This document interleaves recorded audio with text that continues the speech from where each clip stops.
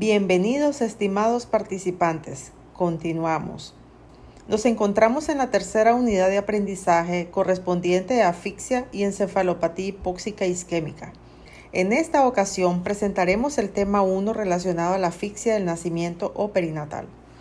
Los objetivos de aprendizaje serán fortalecer las competencias del personal de salud en el manejo de un recién nacido con asfixia, estandarizar el manejo del recién nacido que presenta un evento de asfixia y evitar complicaciones derivadas de esta, estabilizar y preparar a un recién nacido para su transporte a un establecimiento de salud con mayor capacidad resolutiva. Se estima que aproximadamente el 85% de los recién nacidos a término iniciará respiraciones espontáneas dentro de los 10 a 30 segundos posteriores al nacimiento. Un 10% adicional responderá durante el secado y la estimulación. Cerca del 3% iniciará respiraciones después de la ventilación con presión positiva, conocido con la sigla BPP. Un 2% requerirá intubación como sostén a su función respiratoria y solamente el 0.1% requerirá masaje cardíaco y o adrenalina para lograr esta transición. En relación a los momentos de la asfixia, podemos decir que la asfixia perinatal puede ocurrir en un 20% antes del nacimiento, un 70% durante el trabajo de parto y un 10% en el periodo neonatal. La asfixia se define como un síndrome caracterizado por la suspensión o grave disminución del intercambio gaseoso a nivel de la placenta o de los pulmones, que resulta en hipoxemia, hipercapnia y acidosis metabólica significativa. Entre los factores de riesgo para asfixia podemos mencionar los previos al parto, durante el parto y los neonatales. Entre los previos al parto están relacionadas a las edades extremas, edad gestacional menor de 36 semanas o mayor de 41 semanas, preeclampsia o eclampsia, embarazo múltiple, polidramnios, anemia fetal, restricción del crecimiento intrauterino, anomalías congénitas y la no realización de atenciones prenatales. Durante el parto pueden presentarse con la realización de cesáreas de emergencia o partos asistidos con forceps o ventosas, presentaciones de nalgas, frecuencia cardíaca fetal categoría 2 o 3, anestesia general, desprendimiento de placenta, uso de sulfato magnesio, hemorragia durante el parto, coriopnonitis con ruptura prematura de membranas mayor de 18 horas. Y las neonatales están las anomalías de las vías respiratorias, trastornos neurológicos, enfermedad cardiopulmonar severa, pérdida de sangre y efectos de medicación contra la infección. En la clasificación internacional de enfermedades, 11ª edición conocida como la CIE 11, la codificación o clasificación de la asfixia es la siguiente: severa con las siglas KB21.0 cuando la respiración está ausente o jadeante, frecuencia del pulso del cordón o frecuencia cardíaca al nacer menor de 100 latidos por minuto y estable o con tendencia a disminuir, palidez y ausencia de tono muscular. Con Apgar al primer minuto de 0 a 3 se conoce como asfixia azul.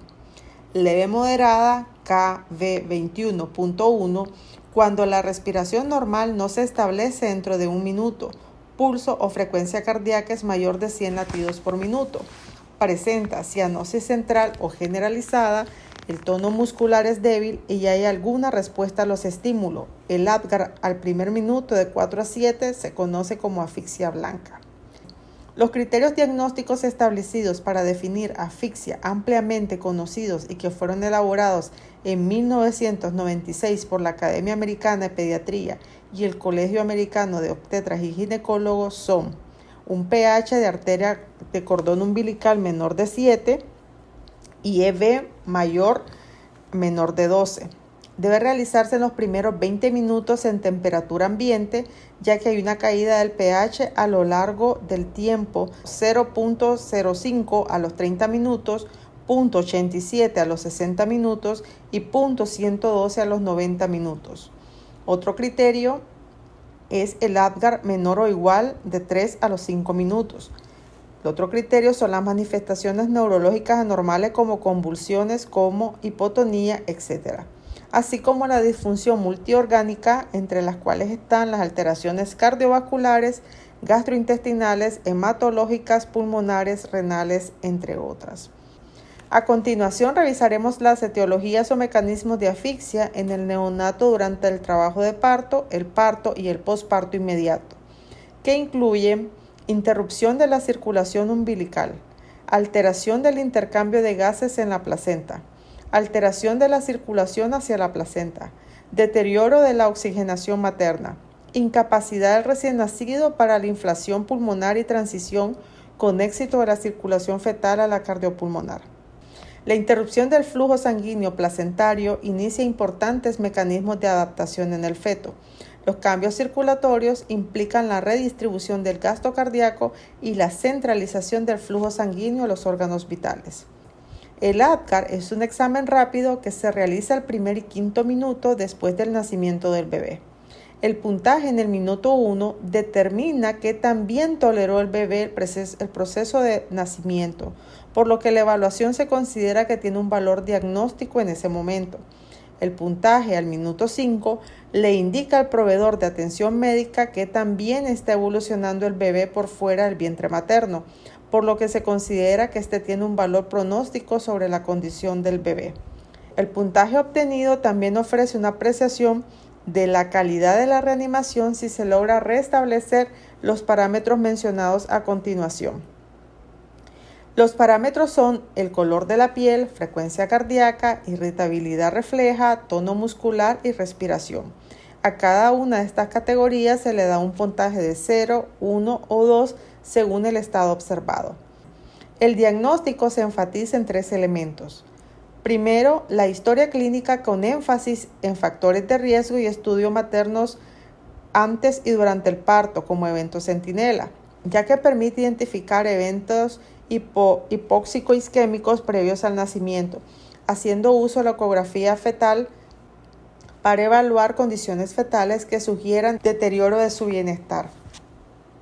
Entre estos están las alteraciones del peso fetal, oligohidramnios, distocias funiculares, anomalías congénitas.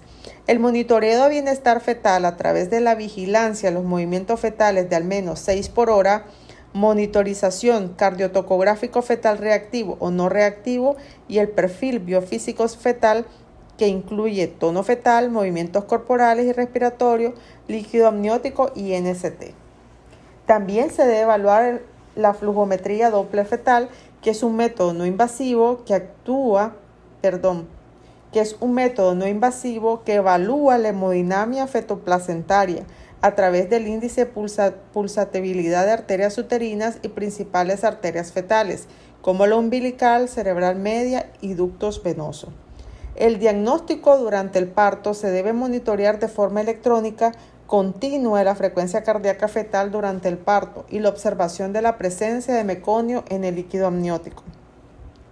El segundo es la evaluación del estado clínico del neonato con la valoración de los signos clínicos relacionados con hipoxia que pueden ser inmediatos a tardíos.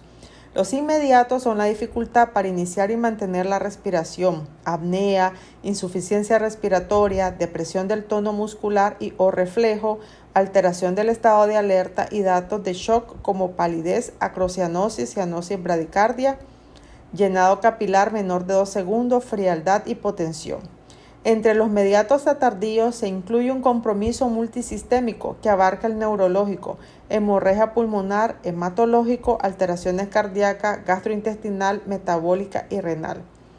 Cuando el episodio de hipoxia isquémica asociado a la asfixia es suficientemente grave para dañar el cerebro del recién nacido, este presenta en las primeras horas de vida un síndrome neurológico denominado encefalopatía hipóxica isquémica, que es un síndrome de disfunción neurológica caracterizado por una disminución del nivel de conciencia y signos derivados de una disfunción del tronco cerebral, alteraciones motoras, alteración de reflejo primitivo y convulsiones. Estos signos son de grado variable según severidad del cuadro. Es una causa de morbimortalidad en el recién nacido a término, pretérmino tardío y de discapacidad permanente. Se sugiere utilizar los estadios clínicos de Sarnat y Sarnat para estimar la severidad del compromiso neurológico. Y el tercer elemento lo representan los exámenes de laboratorio a través de los marcadores de asfixia, entre los cuales están la biometría, electrolitos, sodio, potasio, magnesio, calcio, glicemia, creatinina, pruebas hepáticas, gasometría arterial, enzimas cardíacas, radiografía de tórax, estudios de imagen como la ecografía cerebral, la tomografía axial computarizada o resonancia magnética. Esta última es la mejor modalidad para determinar la severidad y extensión de una injuria cerebral después de los 7 a 10 días. Otro examen es la ecocardiografía. Un electroencefalograma puede utilizarse en las unidades de cuidados intensivos neonatales en neonatos críticamente enfermos. El electroencefalograma sirve para monitorear actividad convulsiva. El de amplitud integrada a 2 canales tiene la ventaja de poder utilizarse en la UCIM en recién nacidos clínicamente enfermos. Para la implementación del tratamiento es esencial que todo el personal que brinda atención del recién nacido sea capacitado en reanimación neonatal. Contar además con áreas de atención inmediata equipada, termorregulación y el equipo necesario para la asistencia del recién nacido, y la importancia de la coordinación con obstetricia para evaluar las condiciones, el momento más oportuno y la vía del parto. En sala de partos, realizar la reanimación y estabilización, asegurando el inicio de la reanimación con oxígeno al 21% en recién nacidos mayores de 35 semanas, 21% a 30% en el prematuro. Si es necesario, aumentar oxígeno según tablas de saturación. En reanimación avanzada, usar oxígeno al 100% con descenso gradual a la mejoría del recién nacido. El oxígeno debe ser calentado y humidificado. No demorar la ventilación por la succión de la tráquea cuando hay líquido amniótico teñido de meconio. La prioridad es ventilar luego de pasos iniciales. Cuando la ventilación se administra de manera efectiva, rara vez se necesitan compresiones cardíacas. La ventilación pulmonar adecuada es la clave para la pronta restauración de la función cardíaca, la hipoxia y la isquemia en la asfixia perinatal. Si el recién nacido respira y la frecuencia cardíaca es mayor de 100 latidos por minuto, pero el recién nacido persiste con cianosis a pesar de oxígeno a flujo libre, utilizar CPAP nasal. Falla. Si el recién nacido falla en la utilización del CPAP nasal, es un recién nacido término, se debe intubar. Si es un pretérmino, intubar y administrar surfactante pulmonar, evitar expansores de volumen, mantener temperatura 36.5 a 37 grados centígrados para evitar la hipertermia. Para documentar el diagnóstico de asfixia se requiere gasometría para medir pH, preferentemente sangre de cordón umbilical, realizar evaluación del Apgar en forma correcta, identificar los signos de daño neurológico en forma oportuna, identificar la presencia de falla orgánica múltiple, monitoreo continuo de signos vitales como frecuencia cardíaca, frecuencia respiratoria, temperatura, presión arterial media, saturación de oxígeno cada 15 minutos en las primeras 2 horas y luego cada 2 horas. El trabajo respiratorio a través del Silberman-Anderson y el traslado a sala de neonatología en incubadora para evitar sobrecalentamiento. En esta tabla podemos apreciar los valores de gases en sangre tomando en cuenta el origen de la muestra, si fue arterial o venoso, umbilical, y si fue arterial o venoso posterior al nacimiento. Los parámetros descritos son los siguientes: pH, PO2, BE y bicarbonato.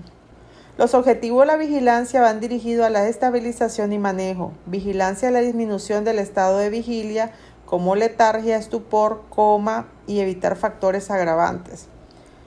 1. Los cuidados esenciales que deben garantizar son el ayuno, sonda orogástica abierta de 12 a 24 horas según clasificación, las intervenciones mínimas con o sin sedación, manejando con nido de contención y cubrir cuna o ponerle antifaz para aislar el exceso de luz. Además, agregar terapia del dolor no farmacológico, calostro 1 cc cada 8 horas en mucosa oral, manipulación mínima, termorregulación para mantener la temperatura 36 a 37 grados centígrados, evitar la hipertermia estricto, monitoreo continuo de signos vitales, frecuencia cardíaca, respiratoria, temperatura, presión arterial media, saturación de oxígeno cada 2 horas, balance hídrico cada 6 horas. 2. Vigilar estado de vigilia. Detectar datos de encefalopatía hipóxica isquémica utilizando la escala Sarnat. Evaluar cada 2 horas escala de Sarnat. Si no despierta o no mantiene la alerta, se consideraría una encefalopatía hipóxica isquémica moderada grave. 3. Factores agravantes. Hipertermia, hipocarbia con una paz CO2 menor de 35 milímetros e hipoxia e hiperoxia con una PaO2 menor de 50 y 80 milímetros. Utilizar pH stat, corregir pH, PaCO2 por la temperatura. Hipotensión y oscilaciones en la TA. Hipoglicemia menor de 50 miligramos por decilitro e hipocalcemia menor de 1 miliosmol e hipomagnesemia menor de 1.6 miligramos por decilitro. El objetivo es ir manteniendo los niveles normales de presión arterial media según peso, ya que la estabilidad cardiovascular es muy importante para mantener una adecuada perfusión cerebral. El uso de líquidos parenterales a requerimientos iniciales, si se sospecha CIJAT de 40-60 mililitros por kilogramo día. El primer día de vida, calcio 200 a 300 miligramos por kilogramo día, sulfato de magnesio 50 miligramos por kilogramo día. Ajustar requerimientos en base a edad, peso, diuresis y balance hídrico completo. Con aporte de glucosa IV de 4 a 6 miligramos por kilo por minuto, mantener valores normales de glucosa mayores de 50 miligramos, menores de 48 horas, mayor de 60 a 120 miligramos por decilitro después de 72 horas de vida. La hipoglicemia frecuente en recién nacido asfixiado. Puede aumentar el FSC y el déficit de energía. La hiperglicemia puede aumentar el lactato cerebral, dañar la integridad celular y facilitar el edema cerebral. Corrección de hiperviscosidad o anemia, manteniendo hematócrito entre 40 y 64%. Mantener balance hídrico, reponiendo pérdidas insensibles más diuresis. No usar bicarbonato de sodio en acidosis metabólica. Durante la reanimación hace más daño que beneficio. Controlar diuresis horaria de 2 a 3 mililitros por kilo hora y balance estricto cada 6 horas y reevaluar según resultado. En estado de choque, administrar carga con solución fisiológica a 10 mililitros por kilo intravenoso, 10 a 30 minutos en pérdida sanguínea, corregir con concentrado eritrocitarios. Si hay hipotensión arterial o dato de mala perfusión, después de corregir la volemia, agregar manejo inotrópico. Para el manejo de las convulsiones no debemos usar anticonvulsivantes de manera profiláctica. Como primera línea se usa el fenobarbital a 20 miligramos kilodosis intravenosa como dosis de carga. Si no hay respuesta, segunda dosis de 10 a 20 miligramos kilodosis y como segunda línea levetiracetam. Repito, levetiracetam a 10 a 20 miligramos por kilo por dosis o difenilidantoína a 15 a 20 miligramos por kilo dosis de persistir convulsiones. En el manejo de la neuroprotección se debe proteger el cerebro previniendo o reduciendo el edema cerebral a través de estrategias como intervención mínima, mantener la glicemia en concentración normal, controlar convulsiones, hipotermia terapéutica, lo cual ha demostrado disminuir el riesgo de secuelas neurológicas a largo plazo y el uso de eritropoyetina. La hipotermia terapéutica inhibe los mediadores proinflamatorios y reduce el riesgo de muerte en recién nacido con encefalopatía hipóxica isquémica de moderada grave. Tanto el enfriamiento selectivo de la cabeza como el método de enfriamiento de todo el cuerpo son igualmente efectivos para reducir la mortalidad. La terapia se puede aplicar mediante el uso de dispositivos de enfriamiento servocontrolado de bajo costo, dispositivos de baja tecnología. Colocar bolsas de hielo, paquete de gel frío, tapa de enfriamiento, ventiladores de enfriamiento, manta de enfriamiento, botellas de agua y otros. En relación a la ventilación es importante mantener el nivel de oxígeno para evitar hipoxia y hiperoxia, manteniendo la saturación de oxígeno en 91-95% y evaluando el Silberman-Anderson seriados cada 2 horas. Además de mantener pH sobre 7.5 milímetros de mercurio y los niveles de dióxido de carbono alrededor de 40 a 45 milímetros de mercurio. La hipercapnia puede producir vasodilatación cerebral y acidosis cerebral. La hipocapnia grave, con un CO2 menor o igual a 25 milímetros de mercurio, puede disminuir el FSC y aumentar el riesgo de muerte o discapacidad neurológica. Realizar gasometría a las 6 horas de vida cuando el paciente lo amerite. Evitar situaciones que alteran la ventilación y oxigenación, como la presión parcial de oxígeno y presión parcial de dióxido de carbono, llanto, manipulación excesiva de la vía aérea, dolor, ruido excesivo, ambiente no termoneutral, convulsiones, examen abdominal con demasiada presión, apneas. Para brindar nefroprotección se debe usar metilxantinas como la minofilina o teofilina, dosis de entre 5 y 8 miligramos por kilo dosis, iniciada durante la primera hora posterior al diagnóstico en dosis única, ya que disminuye valores séricos de creatinina, manteniendo el BHM negativo y aumentando la tasa de filtración glomerular. Es importante mantener el ayuno durante 12 a 24 horas con asfixia moderada en severa al resolver complicaciones. En recién nacidos críticos, si su estado hemodinámico y metabólico lo permite, iniciar nutrición parenteral desde las primeras 24 horas. Si el recién nacido se encuentra hemodinámicamente estable y no muestra signos de disfunción o daño intestinal, iniciar estimulación trófica intestinal. Evaluar en cada neonato el inicio de la alimentación lo antes posible y realizar incrementos con cautela alrededor de 20 a 30 mililitros por kilo día. En el siguiente tema abordaremos las complicaciones y secuelas posteriores a un evento de asfixia, ya que estas representan una mortalidad cercana al 20% y el riesgo de parálisis cerebral es del 5 a 10%.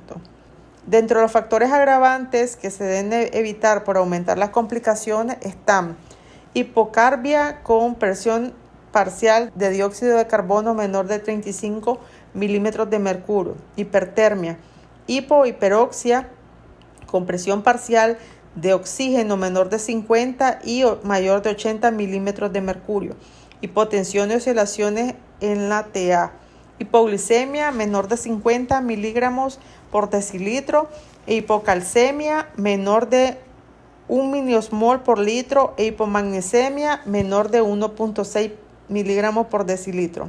El pronóstico de la asfixia es difícil de precisar, es proporcional al grado de la asfixia.